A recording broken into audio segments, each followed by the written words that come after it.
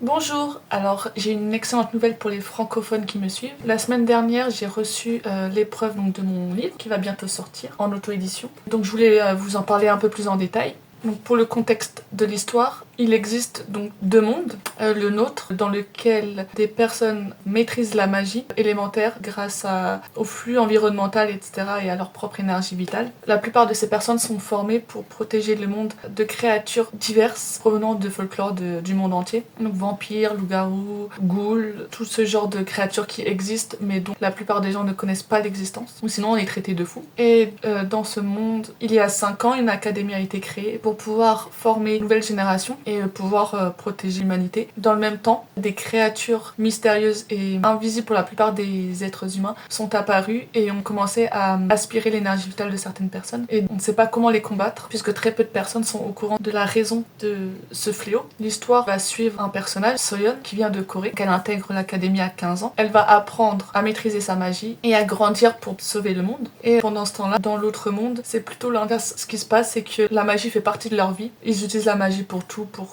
se déplacer. Pratiquement tout le monde peut utiliser la magie, elle est vraiment présente. Dans ce monde-là, une énergie très néfaste s'expand pour contrôler donc ce monde-là et veut contrôler également notre monde. C'est dans ce contexte que les personnages principaux vont devoir s'unir pour protéger l'équilibre entre les deux mondes, l'équilibre de chaque monde.